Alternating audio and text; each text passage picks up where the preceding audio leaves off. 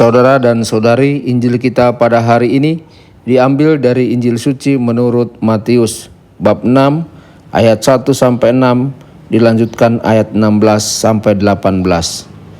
Dalam khotbah di bukit, Yesus bersabda kepada murid-muridnya, "Hati-hatilah, jangan sampai melakukan kewajiban agamamu di hadapan orang supaya dilihat. Karena jika demikian, kamu tidak beroleh upah dari Bapamu yang di surga. Jadi apabila engkau memberi sedekah, janganlah engkau mencanangkan hal itu, seperti yang dilakukan orang munafik di rumah-rumah ibadat dan di lorong-lorong supaya dipuji orang. Aku berkata kepadamu, sesungguhnya mereka sudah mendapat upahnya. Tetapi jika engkau memberi sedekah, janganlah diketahui tangan kirimu apa yang diperbuat tangan kananmu. Hendaklah sedekahmu itu diberikan dengan tersembunyi, maka Bapamu yang melihat yang tersembunyi akan membalasnya kepadamu. Dan apabila kamu berdoa, janganlah berdoa seperti orang munafik. Mereka suka mengucapkan doanya dengan berdiri di rumah-rumah ibadat dan pada tikungan-tikungan jalan raya, supaya mereka dilihat orang.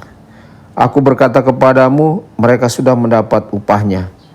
Tetapi jika engkau berdoa, masuklah ke dalam kamarmu, tutuplah pintu dan berdoalah kepada Bapamu yang ada di tempat tersembunyi.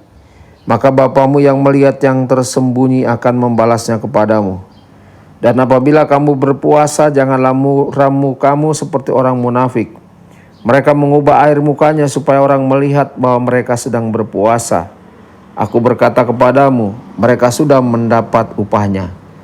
Tetapi apabila engkau berpuasa, minyakilah kepalamu dan cucilah mukamu, supaya jangan dilihat orang bahwa engkau sedang berpuasa, melainkan hanya oleh Bapamu yang ada di tempat tersembunyi.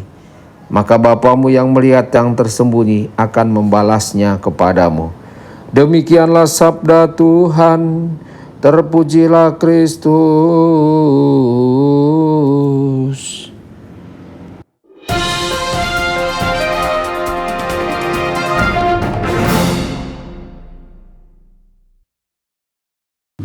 Saudara dan saudari terkasih dimanapun Anda berada, jumpa lagi dengan saya Romo Tedens dalam saluran Warta Kabar Sukacita.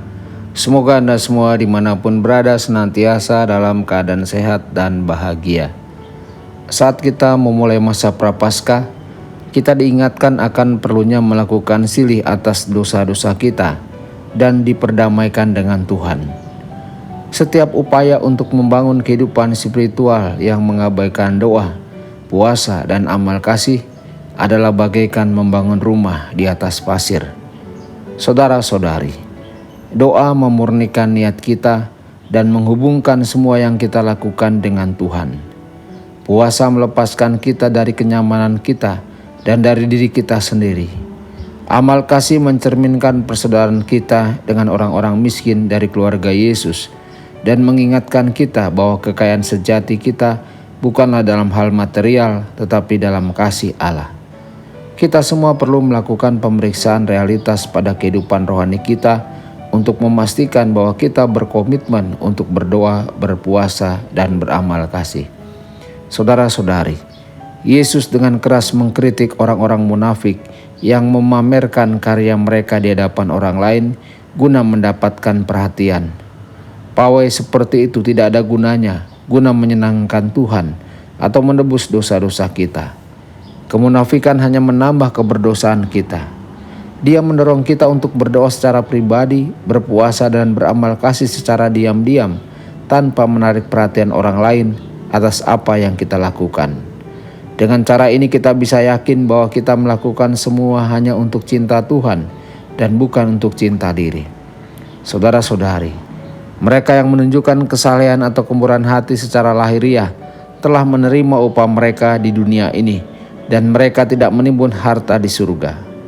Marilah kita bekerja secara diam-diam tanpa niat lain selain menyenangkan Tuhan saja. Tidak ada yang membawa kita lebih dekat kepada Kristus selain berjalan di sampingnya dan melakukan hal-hal yang Ia lakukan untuk kasih Allah Bapa.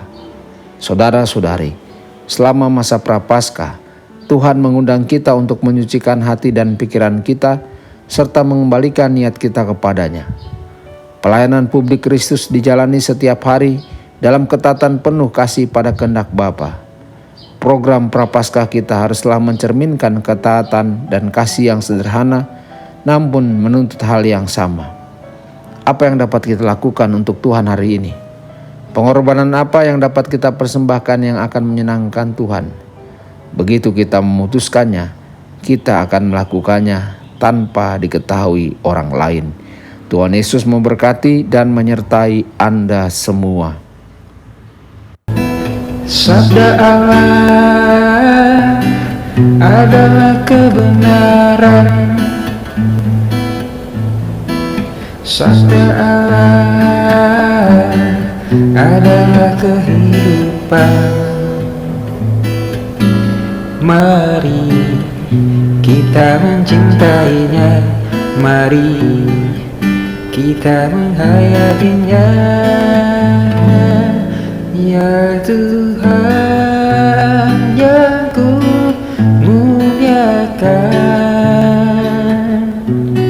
sabdamu angkat resahku.